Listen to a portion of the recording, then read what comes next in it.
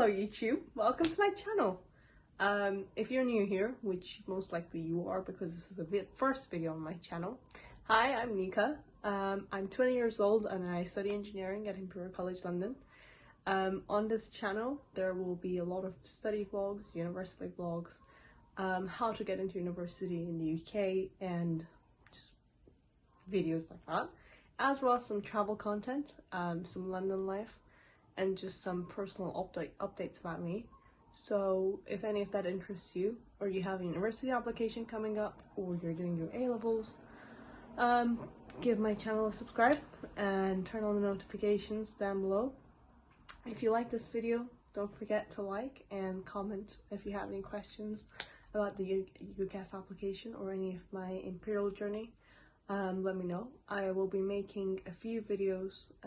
This is the first of the series about university application in the UK. If you are Iranian, this video should have a Persian subtitle, and I will be making some more videos in Farsi later on in this channel as well. So make sure you stay tuned for all of that. And without further ado, let's get started. So this video is about how I got into Imperial College London and a full-on guide on how you should start your application, what you need to prepare, and what you should expect if you want to apply to universities in the UK, such as Imperial, UCL, King's, anywhere really within the Russell Group universities. Here's what you want to do, here's what I did, and here's what a lot of other people do really. So first things first, if you don't know the course that you're going to study, you want to look at the courses that the universities offer. You can find it out on both UCAS, the courses page, or universities also have a course specific page which has like an A to Z list of the courses, undergraduate or postgraduate courses that they offer. So you want to look into that and see which courses interest you. You want to look into the modules as well as the entry requirements. For the entry requirements, obviously a lot of universities would make offers based on academic excellence, such as Imperial. The minimum grade requirements for most courses are A-star AA, and that's because the educational system in the UK is A-levels, and you're supposed to study 3 A-levels, if not 4. A lot of people might be studying 4 A-levels just because Imperial is a very competitive STEM university, and it's good that your A-levels kind of prepare you for your university subject. For example, if you're going to be doing biology, it's better to be studying like sciences instead of like history and English literature, for example. I personally am studying engineering. My A-levels were maths, further maths, physics, and computer science. I found them very helpful for my university degree because with computer science we did a coding module and it was the same programming language. With physics, obviously, when you're doing engineering, is helpful because you understand the basics of like what's going on in the world around you when you're studying physics, really.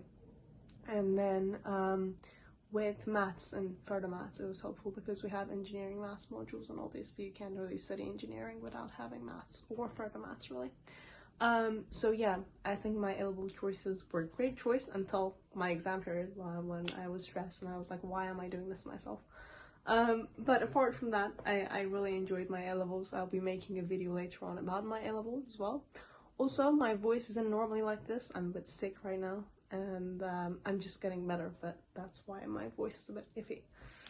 Anyways, once you check the entry requirements on the university and UCAS website, you have 5 choices on UCAS, 5 universities, or they can be the same course from, like, they can be multiple courses from the same university, but you just have to check because sometimes the universities allow you to apply to 3 different courses on the same university, or they have to be within different departments or faculties.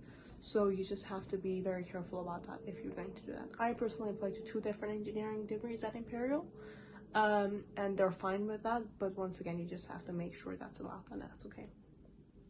If you're also going to apply to Oxbridge, which a lot of Imperial students do, the application deadline is 15th of October. Now for that, you want to have your personal statement ready as soon as possible.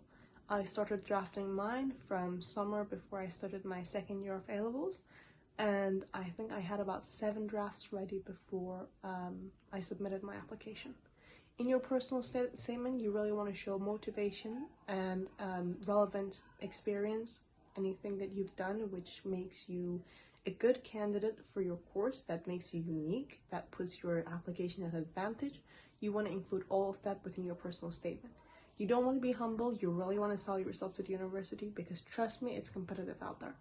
So the admissions ratios normally for courses at Imperial are 1 to 7 or higher. So you really want to make a good application. And to do that, you want to make sure you have a good personal statement, because this can also come up in your interview. They can ask you questions about it.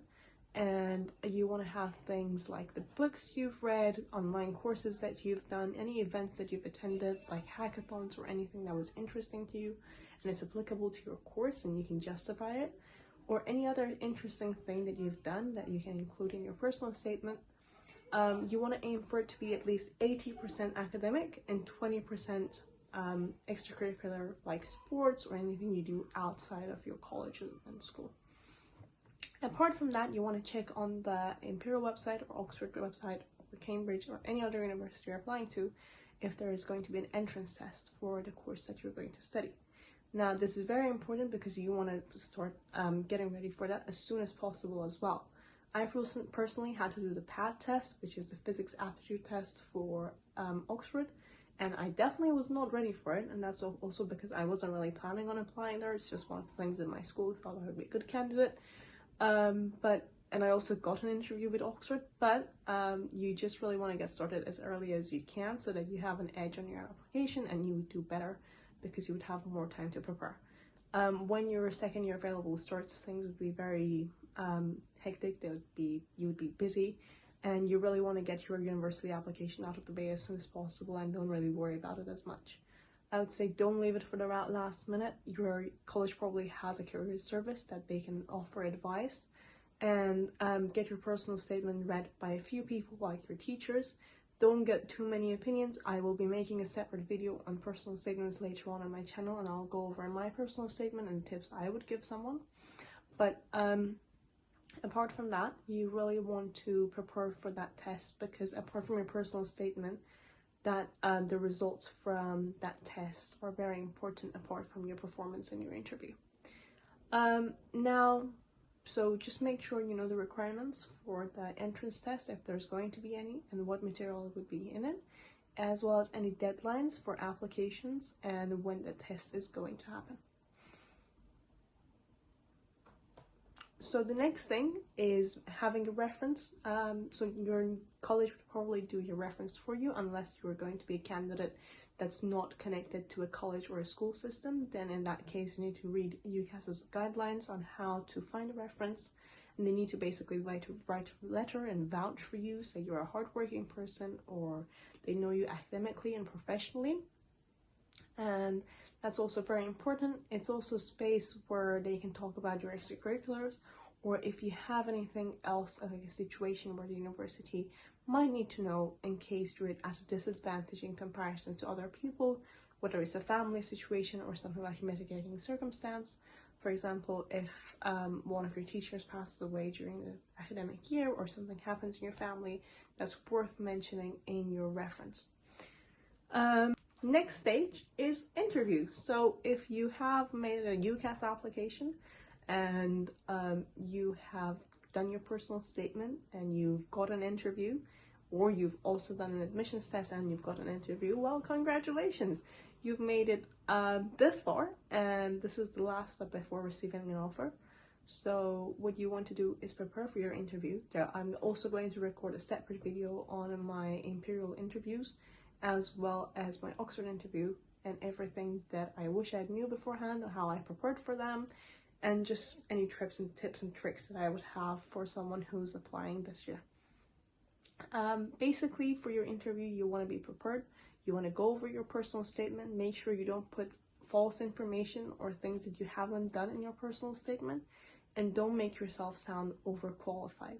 Because if you talk like you're a PhD student or you know too much about the subject, then what's the point of you studying at a university?